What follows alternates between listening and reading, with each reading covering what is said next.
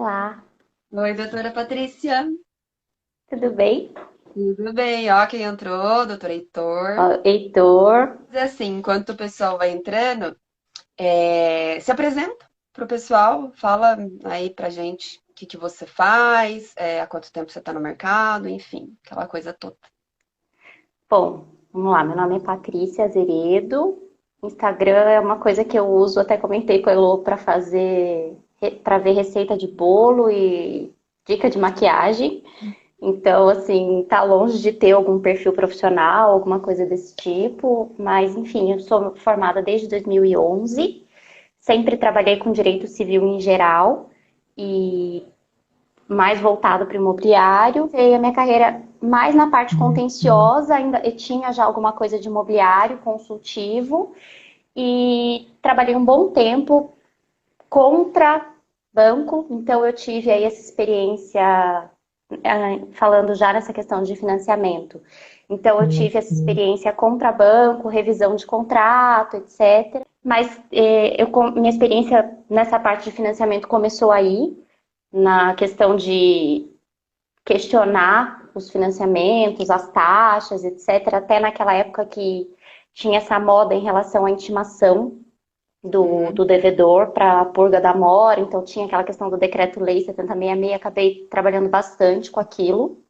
Uhum. E depois eu cheguei a advogar num escritório que fazia parte terceirizada aí para o banco, então eu acabei fazendo a defesa também de várias ações, e foi aí que eu tive um contato até um pouco maior ainda com a parte de financiamento, e também já tive alguma experiência mais interna no banco para entender como é que funciona toda essa história de financiamento na prática. Então, eu acho que a minha experiência está mais voltada a essa questão dos detalhes dos contratos e do funcionamento mesmo interno.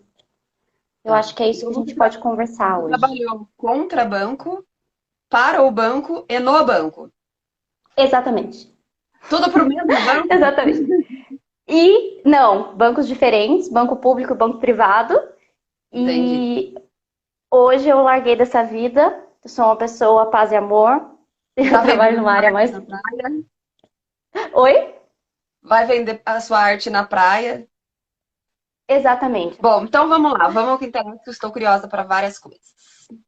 É, Você quer começar falando do comecinho, legislação aplicável, esse tipo de coisa, só para ambientar, para todo mundo ficar Eu na acho mesma. que seria legal, boa Tá. ideia. Eu acho que seria legal a gente começar separando as coisas. Então, a gente tem basicamente três sistemas. O SFH, Sistema Financeiro da Habitação, SFI, Sistema Financeiro e Imobiliário. E aí a gente vai ter uma questão, uma parte mais para baixa renda, que é o Minha Casa Minha Vida. E ainda tem o programa de arrendamento residencial, que aí é uma outra ideia completamente diferente, que nem vale a pena a gente entrar nesse mérito aqui.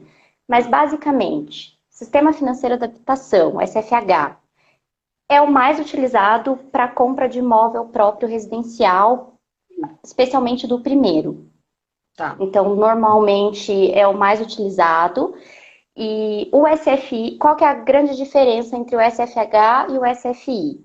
O SFH tem limite de valor financiado, então eu sei que em São Paulo, capital, imóveis até 1,5 milhão, não sei como está nos outros locais, eu acho que isso reduz significativamente, tá? Então, imóveis de Varia, valor. salvo engano, varia conforme a região. Assim, grandes capitais conseguem atingir esse valor de 1,5 milhão. Aí tem que ver no site até da Caixa e dos bancos Isso, essa questão, né? isso, exatamente. Então tem que dar uma olhadinha.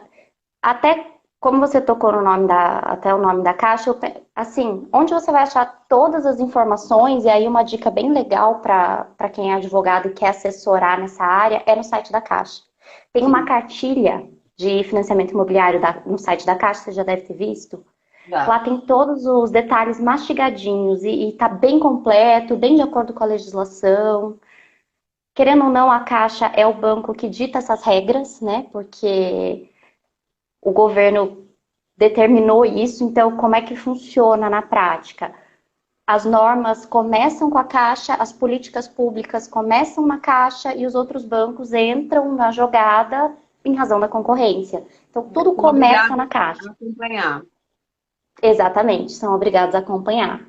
Sim. Então, assim, a Caixa ainda detém uma parcela expressivamente grande do mercado em relação ao financiamento imobiliário. E é sim uma questão a ser considerada, claro. Tudo vai depender do relacionamento com o banco, mas enfim, voltando ao básico. Então, o SFH tem esse limite de 1,5 milhão, tem a Uhum. questão de você poder utilizar o FGTS, que só vai existir no SFH, no SFI não vai ter essa previsão, tá? Sim.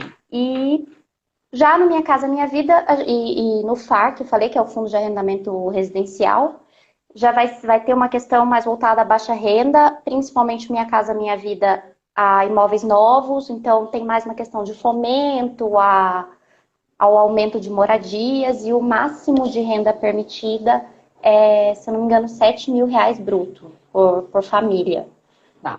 Então, a minha ideia aqui hoje é a gente tratar mais de onde está inserida a maior parte dos financiamentos que são no SFH mesmo.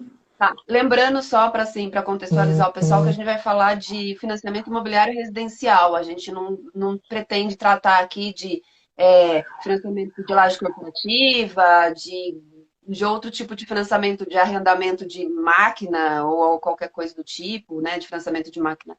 Enfim, é mais Exatamente. financiamento imobiliário residencial mesmo, né? Não de qualquer tipo de Exatamente.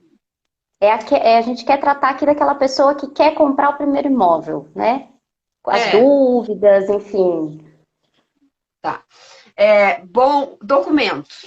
Qual que é a documentação que básica que assim, quem quer assessorar uma pessoa que vai financiar ou quer comprar, precisa assim, básico. Documentos. Primeira coisa, gente, escritura não é matrícula. Eu acho que você já bate nessa tecla muito aqui no canal. Acredito que a maioria das pessoas tenham já essa noção, mas não são todas, especialmente pessoas que não são tão do meio jurídico assim. Então, primeira coisa, matrícula. O que é a matrícula? É o registro do imóvel no cartório de registro de imóveis. Uma questão básica. Então, assim, você precisa descobrir essa matrícula.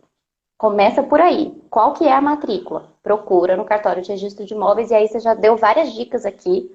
O pessoal vai ter que caçar lá atrás, senão a gente vai perder muito tempo com isso. Já tem Vai vídeo ser falando da diferença de escritura e de matrículas, que é só procurar no exatamente. IGTV do canal aqui.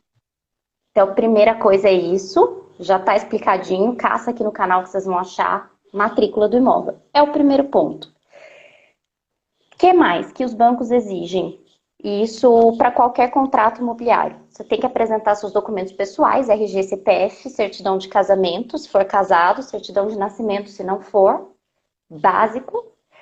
Se o vendedor, normalmente, nesse caso que a gente está tratando, se o vendedor for uma empresa, aí você precisa também dos documentos que comprovam a legitimidade dessa empresa, a legitimidade de representação. Então, vai ser o contrato social, enfim, essa parte de documentação da empresa.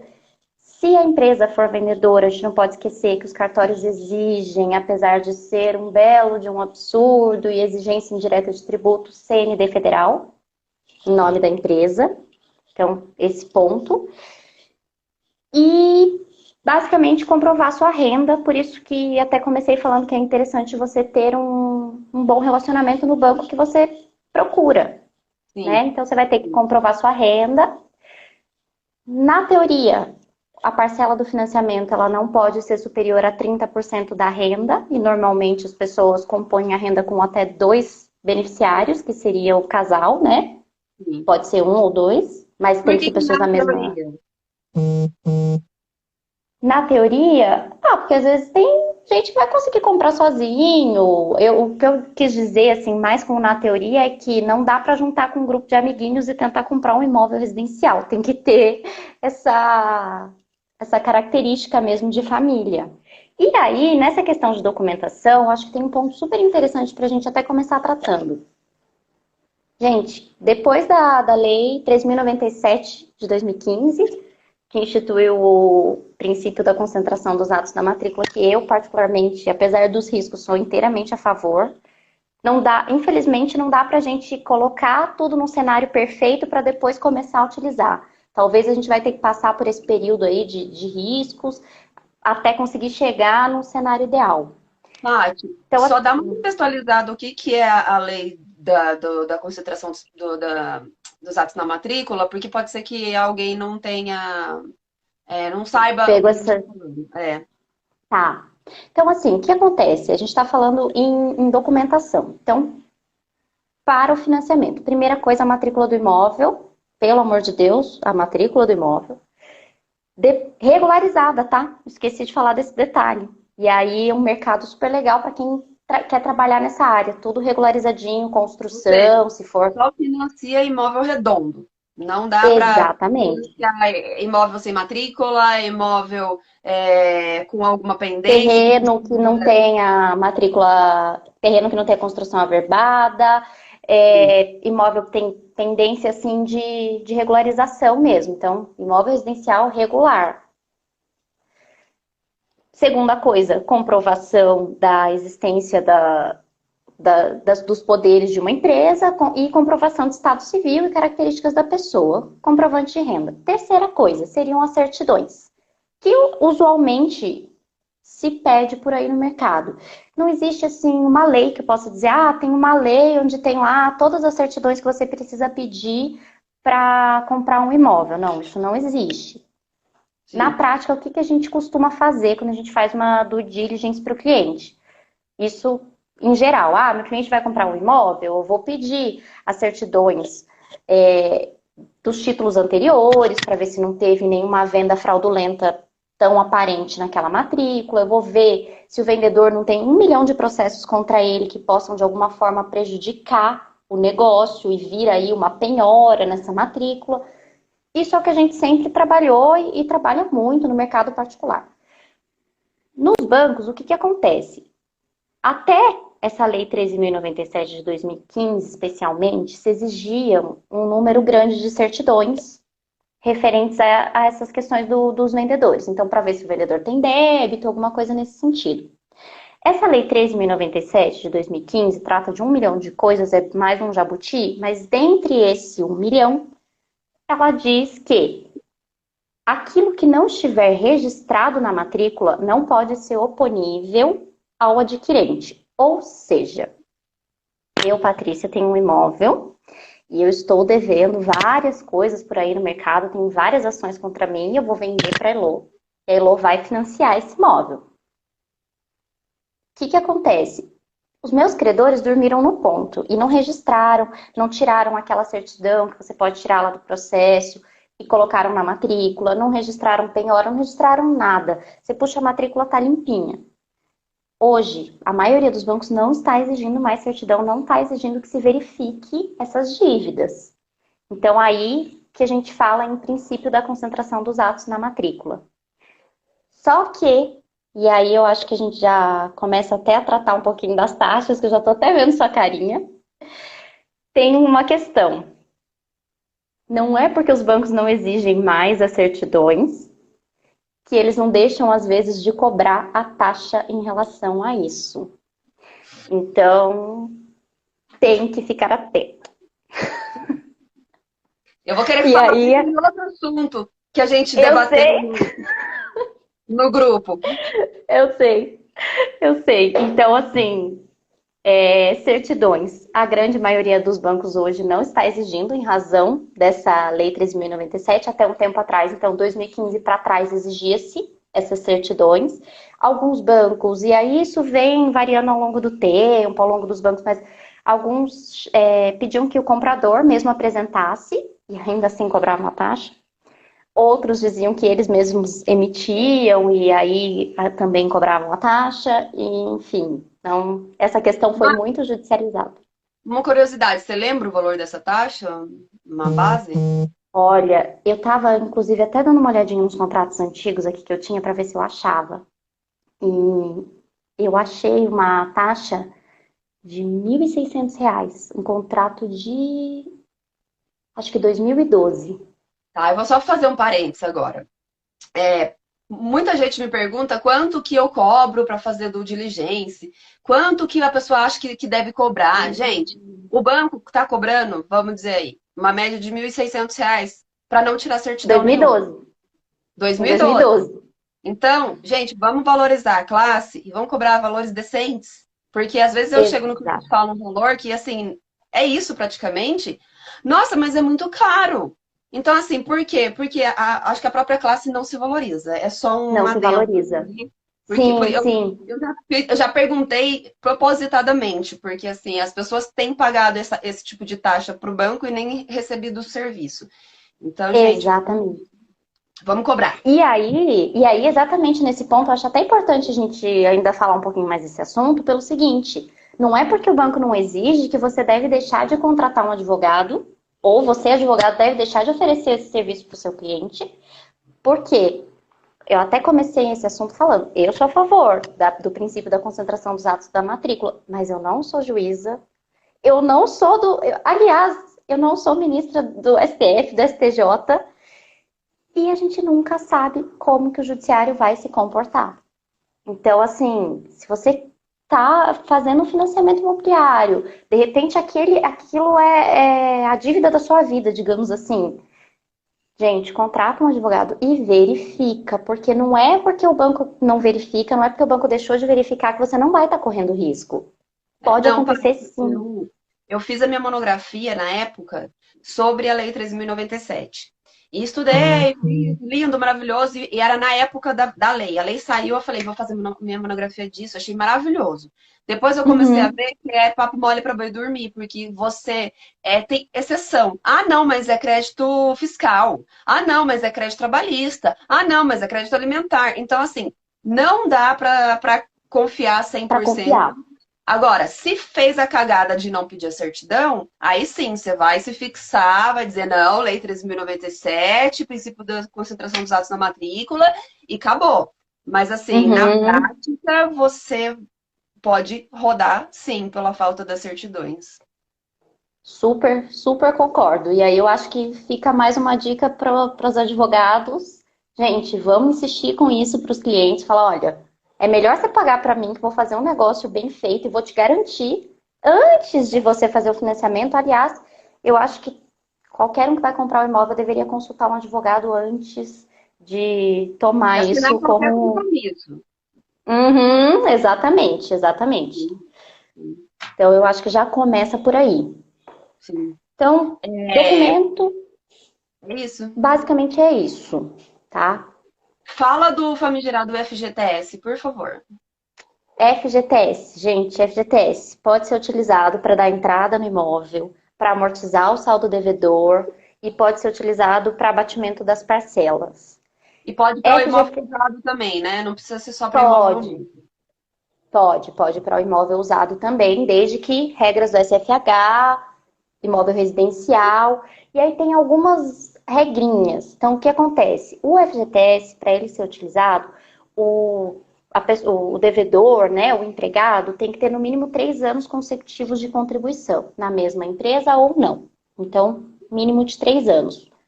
Imagino eu que pode ser que alguma coisa mude ainda, mas hoje a regra é essa. Então, no mínimo de 3 anos. O que mais? Você não pode ter outro financiamento no SFH ativo. Então, não é para sair comprando 20 imóveis e achando que vai usar seu FGTS. Ah, a cada 10 anos aí eu vou usar meu FGTS para dar entrada num imóvel novo. Não. Não pode ter outro financiamento ativo no SFH. E você também não pode ser proprietário de outro imóvel. Então, ele é exatamente para aquela situação da pessoa que vai comprar o primeiro imóvel. É Tá. bem voltado para isso. Mas não pode ser proprietário de outro imóvel na cidade que trabalha ou na cidade que mora, né? Por exemplo, se Exatamente. eu posso ter financiado um imóvel e já ter quitado em outra cidade que não seja essas outras duas e começar um novo. Isso. Pode, E é pode. Se naquele você lapso, né, de 3 anos? 3 anos. Isso. Você disse, né? Posso ter outro imóvel? Recebi uma herança lá no interior do Piauí, moro no Rio Grande do Sul, moro e trabalho no Rio Grande do Sul, quero financiar um imóvel no Rio Grande do Sul. Tá ok, posso utilizar o FGTS. Tá, Basicamente é isso, tá? tá, Basicamente FGTS é isso. tá. Jé, Aí, outra coisa, pode ser utilizado em qualquer banco. tá.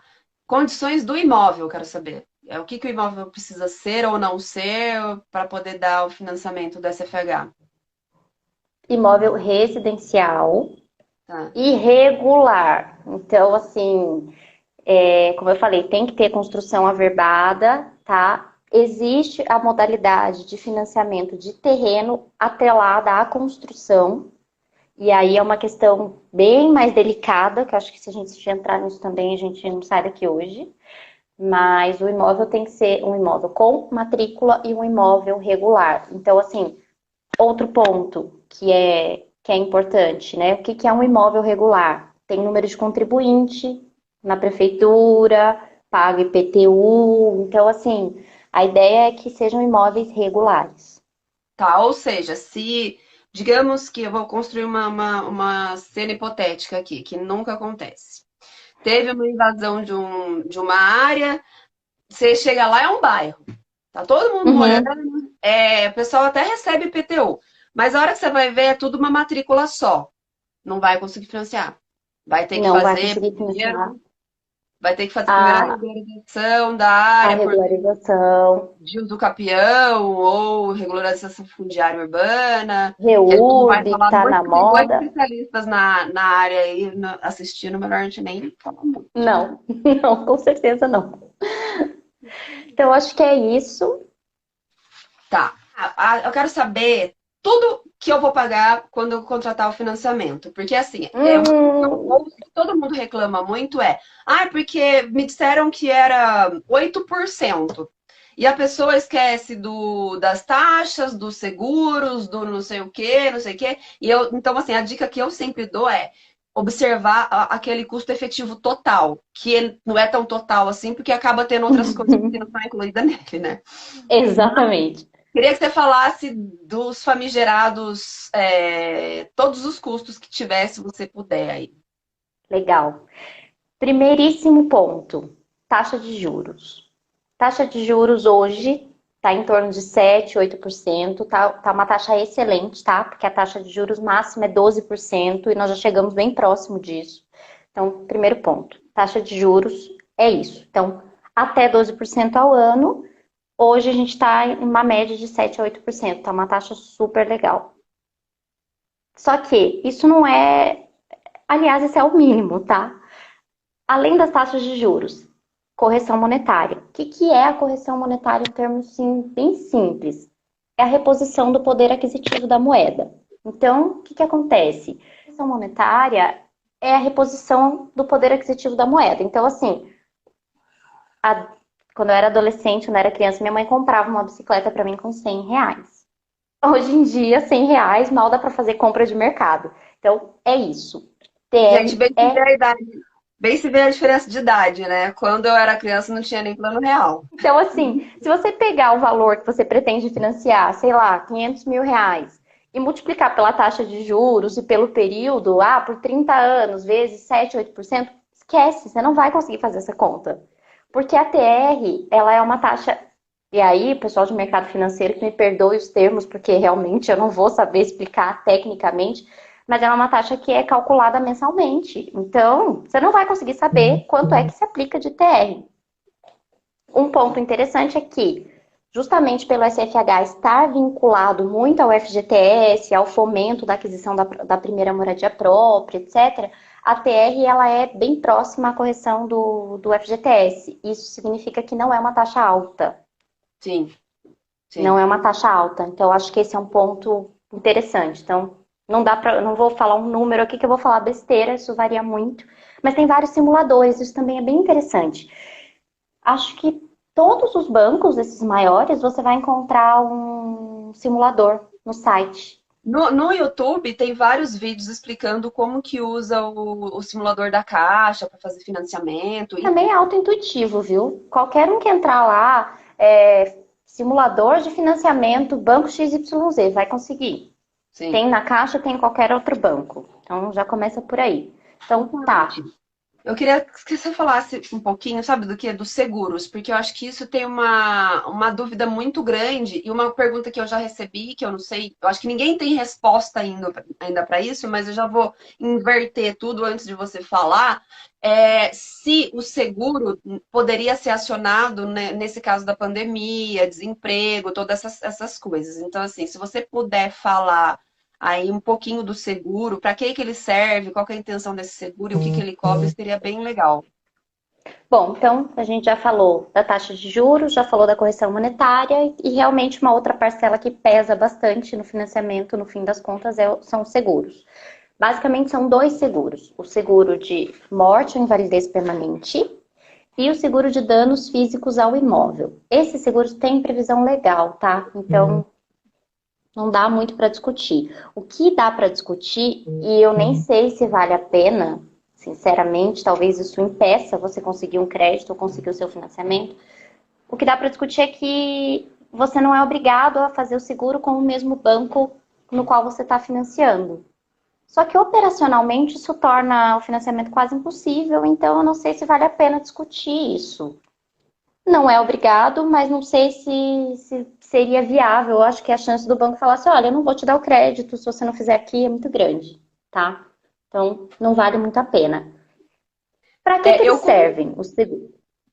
só fazer um comentário. Eu tenho um amigo que trabalha num banco e ele é gerente exatamente de habitação. E ele falou assim que na prática você pode contratar com qualquer lugar, né? Os seguros, essas coisas, mas cada produto que você deixa de comprar do próprio banco aumenta um pouquinho o seu custo total de financiamento. Então, assim, eu acho que eu lembro que ele falou em algo bem absurdo, do tipo assim. Se você contrata tudo com o banco, cai, sei lá, 1%, 0,5% no total. Aí, quem não entende muito, tal, fala assim, nossa, mas só 0,5%? Mas, gente, É muito. 0,5% faz uma diferença gigantesca depois de 30 anos pagando e tudo. Então, assim, 0,5% é muita coisa.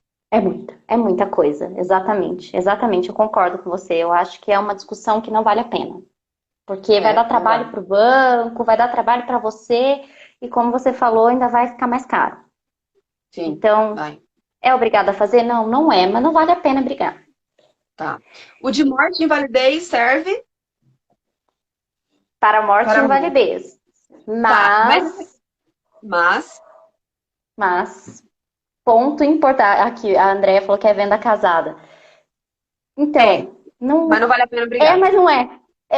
Mas não é, porque você vai ter que contratar o seguro, seja do banco que você contratou o financiamento, seja de outro. Então, Sim. mas não é. É. Então, não sei Não até é, onde vale não a é pena. porque há previsão legal para a cobrança desse seguro, mas é porque se você for obrigado a contratar com aquele banco para conseguir o financiamento. Exatamente, exatamente. E aí, esse seguro de morte ou invalidez tem um ponto que dá muita discussão, muita discussão. Amigas, não adianta você matar o maridinho e pensar que você vai ficar com o imóvel quitado. Não adianta, tá? Esse seguro por morte ou invalidez permanente é o seguinte, ele é calculado proporcionalmente à composição da renda no financiamento. Então, o que que acontece? Se eu sou linda, maravilhosa, rica e componho a renda do financiamento com 90% e o coitado do meu marido que acabou de entrar aqui com 10%, não adianta eu ficar viúva, porque só vai que se ele falecer, o seguro só vai quitar 10% do Gente, débito. o ideal é colocar o marido para pagar 99% e aí sim você mata ele. Exatamente. Esse é o Tá. caminho. Então, gente, não adianta. O seguro ele cobre proporcionalmente àquilo que a pessoa entrou de composição de renda. Então, Mas isso eu não, acho que isso é um não ponto adianta. super importante. Super importante, que Mas, dá muito questionamento. Inclusive, às vezes, os advogados entram na justiça por não saber disso. E essa tá. informação, ela consta em todos os contratos. Logo lá no quadro resumo, vai constar o percentual de composição de renda do financiamento. Eu tô rindo do Heitor. Eu ri também. A Então, Patrícia acabou de morte salvar a vida do meu marido. Tá, vamos aos danos físicos ao imóvel. Eu quero saber quando é que o Hum. cara tem marido assistindo, hein? Bom O meu, saber. graças a Deus, não tá. É, Ai. danos físicos ao imóvel. Eu quero saber o que que cobre. Vai cobrir, por exemplo, aqui em São Paulo teve aquele alagamento que ficou a cidade inteira embaixo d'água. Cobre? Então, depende, porque esse seguro de danos físicos ao imóvel, ele é para você repor o imóvel ao estado em que ele estava, Uhum. como garantia do banco. Então, ele é do seguinte: a gente alagou, estragou, alguma coisa assim, sinceramente, não cheguei a ver na prática uma decisão dessas, mas eu acho que não vai ser tão fácil conseguir uma cobertura. Entrou água e saiu, tá? Então, eu acho que depende muito do caso concreto, porque ele é para um dano físico mais grave, assim, sabe? Alguma coisa que vá te impedir de entregar o imóvel para o banco caso o banco retome. Ele é um seguro completamente em proteção do banco. Então, se pegar fogo e você perder, não tiver a casa mais, ele vai cobrir. Desde que você esteja inadimplente com financiamento, esteja naquele período de financiamento ativo também, tem isso. Então tem, a princípio, não vai ser tão fácil Então, assim, conseguir. se eu tiver, por exemplo, se eu tiver pagando minhas parcelas tudo direitinho, e o meu imóvel subiu até o batente da porta. Ali, até a altura de coisa. Foi 2,5 metros de água. Uhum, A água saiu, só ficou o barro. Não afetou a estrutura da a minha casa. estrutura, Eu não vou poder pedir. não. Eu entendo que não, tá? E aí eu acho que seria legal Engenheiro, até a gente vamos fazer laudos para testar que os alagamentos podem influenciar na, na estrutura do na imóvel. estrutura do É, imóvel. porque ele é para dano estrutural, estrutural. Então, assim, Ah, até queria ver, até tenho curiosidade, eu não cheguei a olhar nenhuma decisão depois desses alagamentos que tiveram, porque deve ter tido um questionamento bem grande em relação a então, eu, isso. eu até comecei a fazer uma pesquisa e depois já veio a pandemia e assim, ficou um assunto, tipo, a gente que achou que ia ser o grande evento do ano, aquele alagamento, ficou Exatamente, mexido. exatamente. Ninguém lembra mais. Tá. Vamos para tarifas O que bancárias, por mais? favor. Então, ó, tarifas. Primeira tarifa super importante da gente tratar aqui é a tarifa de administração do contrato. Até R$ 25 ela é legal hoje, é possível a cobrança e o STJ já se manifestou sobre isso. Até Tá. R$ 25. Por quê? R$ 25 mensais. Porque isso tem previsão em uma resolução do Conselho Monetário. Então, sim, é possível essa cobrança dessa tarifa. Então, você vai pagar, além de tudo isso, R$ 25 por mês. Por mês. Que mais? Tarifa. Ah, agora a Aquela da tarifa. polêmica. Aquela. A da As polêmica, polêmicas. de avaliação. Fala e depois eu conto qual foi a polêmica. Isso. Então, vamos lá. Tarifa de avaliação. Primeira coisa. Na lei de alienação fiduciária, consta que quando o bem é dado em garantia, é necessário que seja atribuído a ele um valor, que é o valor da garantia, e quais as condições serão utilizadas para fins de atualização quando isso chegar lá no momento de execução da garantia, tá? Então, começa por aí. Tarifa de avaliação. Todos os bancos cobram. Se alguém aqui encontrar algum que não cobra, me avisa no momento da contratação. Valor é caro, é caro. Tem banco cobrando entre R$ 2 a R$ 3.000, às vezes até mais por essa avaliação.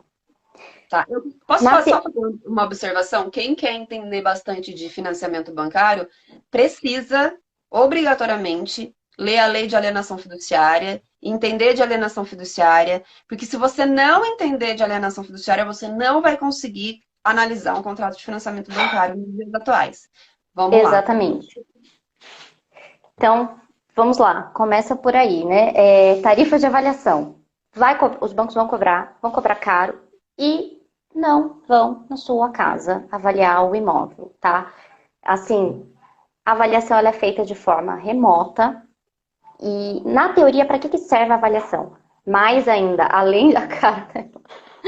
Além de ter que identificar se aquele imóvel existe e de fato avaliar o valor de mercado dele. Então, assim, porque pode ter fraude, tem muita fraude, tem muito imóvel que só existe na documentação e não existe no local físico.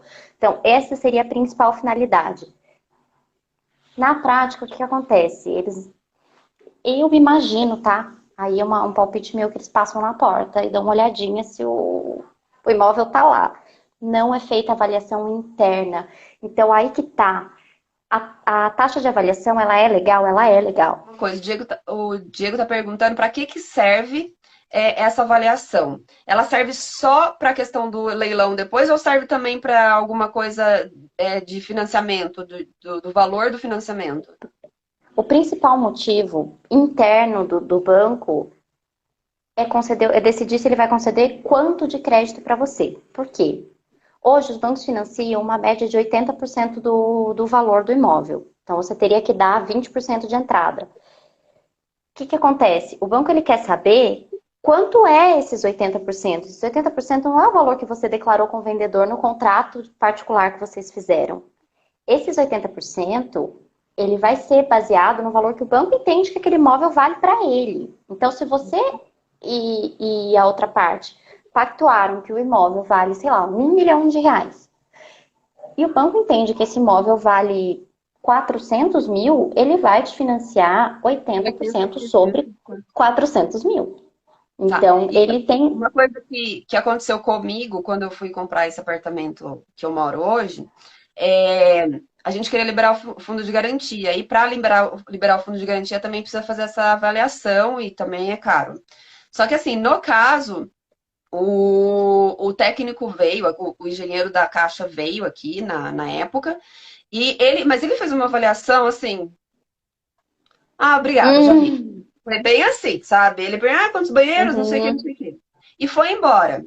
Ele avaliou num valor que não liberaria o fundo de garantia pra gente, porque estava acima hum, do teto, na época. Aí, certo. aí eu liguei para ele e eu falei assim, olha, como é que você consegue avaliar meu imóvel num valor maior do que o que eu combinei com o vendedor, com o vendedor que eu vou pagar? Você entendeu? Era acima do valor do. Ai, meu Deus do céu. Valor venal de referência. Do Era acima do valor referência. do negócio. Então, assim, eu falei, não tem condição, meu filho. E assim, era só liberar o fundo de garantia. A gente não ia pedir financiamento, porque a gente ia fazer uns outros esquemas. E aí, no fim das contas, ele voltou e refez a vistoria e aí conseguiu dar Hum, dentro. Então, assim, todo mundo fala assim, mas quando avalia mais é vantagem. Nem sempre. Você nem entendeu? sempre. Nem sempre é Nem vantagem. sempre. Se você quer financiar pelo SFH e o cara avalia seu imóvel em 1.500.000, 1.500.000 e um centavo, você já não consegue. Porque você já vai ter que ir para o SFI porque é pior, entendeu? As taxas são mais As caras. taxas são Então, diferentes. assim, Exatamente. a avaliação é importante. Nossa, eu fico da vida de não ter avaliação de verdade, de cobrar. São dois absurdos. Não ter a efetiva avaliação, que é muito importante, e a segunda Uhum. coisa é cobrar e não prestar o serviço. Exatamente, exatamente. Super, super tô de acordo. Seguinte, para quem vai questionar e vai brigar na justiça, eu acho que essa é uma tarifa que com certeza vale a pena ser debatida. Para quem já tá com problema, já vai questionar mesmo e negociar, né, gente? Eu acho que não custa tentar. Ainda mais agora, nessa situação de crise que muitas coisas estão mudando. Hoje mesmo eu li uma decisão que suspendeu um pagamento de um financiamento sem uma decisão judicial de segunda instância no TJSP, não tinha fundamento jurídico nenhum. Simplesmente o desembargador disse suspendo. Em primeira instância não suspendeu, mas eu suspendo, porque em decorrência da crise Vai do eliminar ou não? Covid-19. Liminar. Ainda estou procurando o fundamento naquela decisão. Então, assim, eu acho que muitas coisas vão mudar a partir de agora. E os bancos vão estar mais abertos à negociação, porque tudo que eles não querem, e como eu sei que o nosso tempo está corrido, esse é um recado que eu queria muito deixar aqui, principalmente para os advogados. Gente, tudo que o banco não quer é retomar o imóvel. Pode ter certeza absoluta. Tudo que o banco não quer é retomar o imóvel. Ele quer que o cliente pague. E isso já era assim antes da crise. Agora, ainda mais. Então, pelo amor de Deus, não fujam da intimação. Se vocês, por algum motivo, o seu cliente deixar de pagar as prestações, não fuja da intimação. Não deixe de atender a empresa de cobrança. Tenta negociar, porque é o momento. É o momento de tentar negociar. E já atropelando os assuntos aqui, porque eu estou olhando o relógio, essa questão de negociação, a Caixa anunciou na segunda-feira uma moratória geral e irrestrita para todos os contratos de financiamento.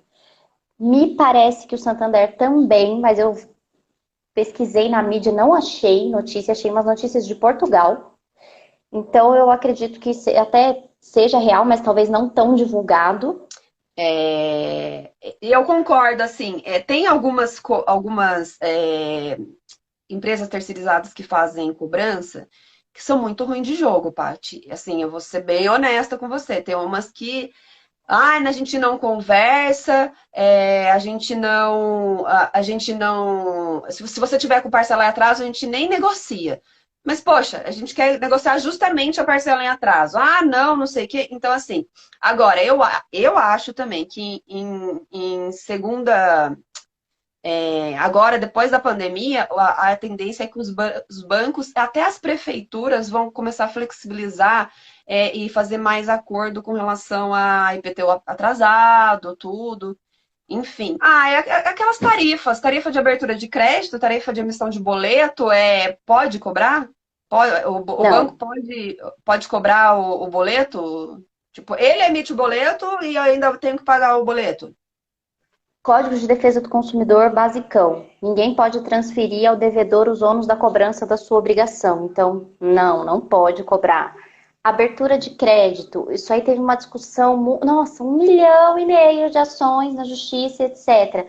Tal de TAC-TEC. Então já tem tema no STJ pacificando esse assunto que não pode cobrar. Essas taxas são abusivas. Eu mesmo já entrei com um monte de processo com esses TAC-TEC, esses negócios aí que eu nem sabia direito o que era na época.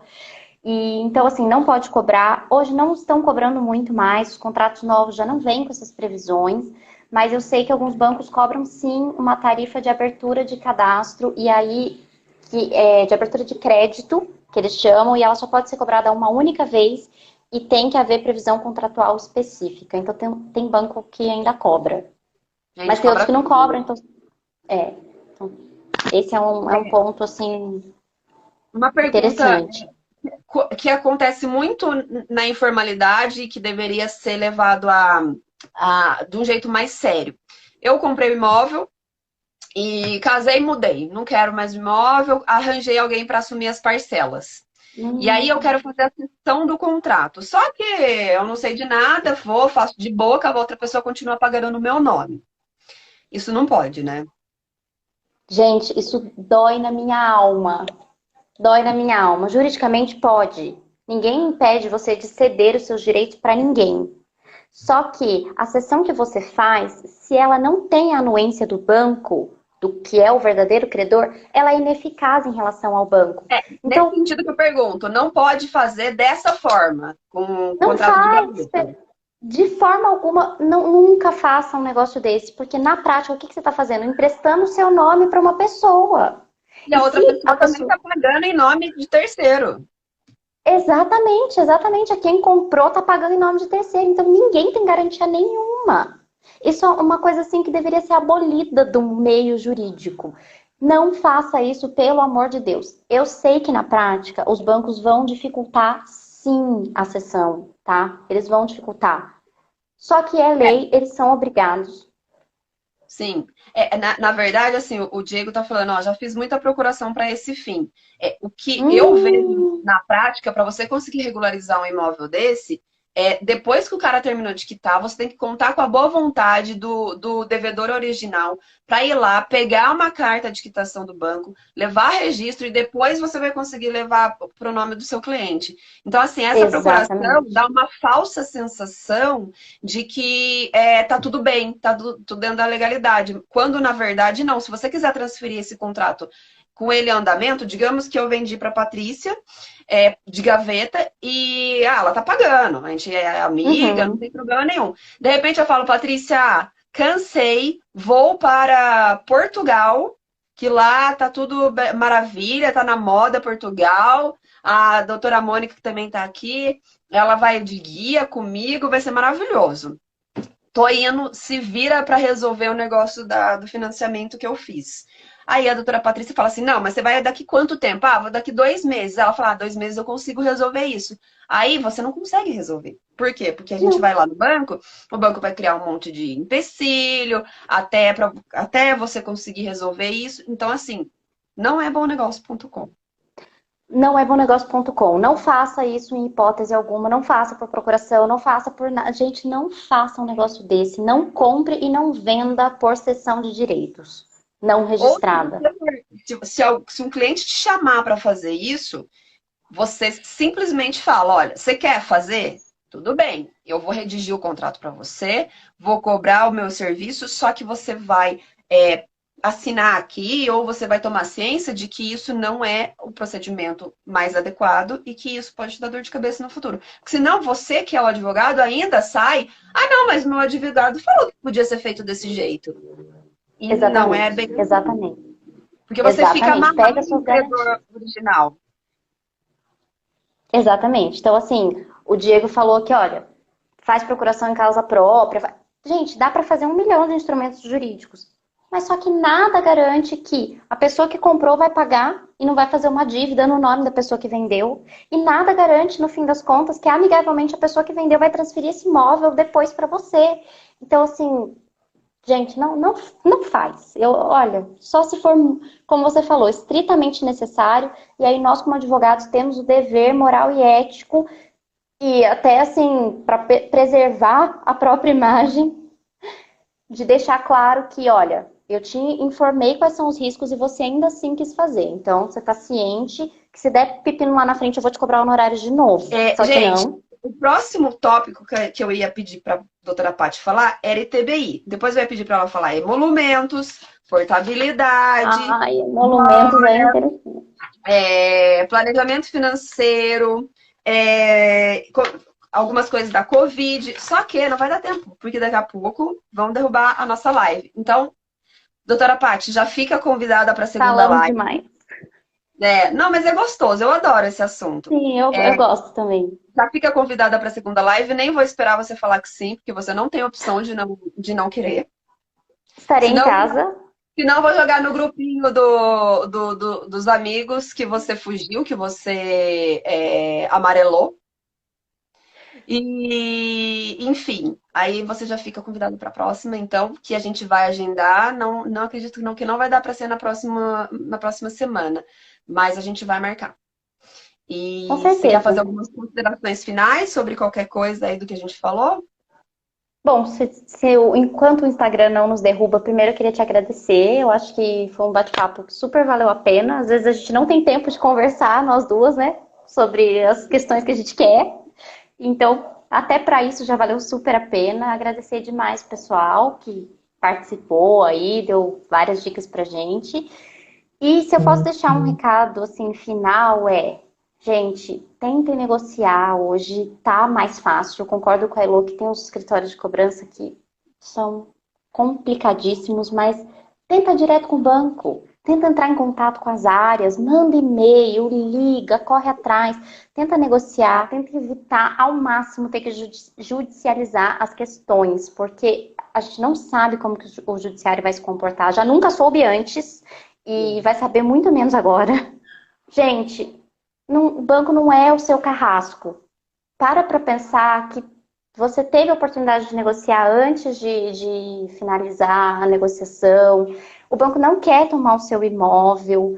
Então, assim, eu acho que nós advogados, a gente aprende na faculdade só a litigar, litigar e quebrar o pau e vamos para cima. Igual você falou, o cliente quer o dano moral. E é o que a gente aprende na faculdade. E eu aprendi isso também, eu já fiz muito isso.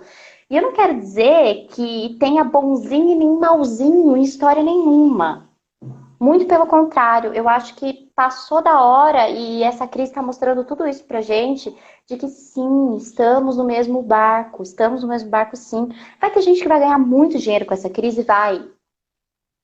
Mas são coisas naturais da vida. Então eu acho que agora é paz e amor. É o momento da gente pensar em 20 negociar, segundos, pensar. Tati. 20 É segundos, manda isso. pra mim. Agora é paz e amor e nada de bem e mal. Estamos todo mundo no mesmo barco. Tamo junto. Obrigada, Elô. Imagina. Um beijo a Adorei. todos. Não vai dar, nem dar tempo de me despedir direito, tá bom?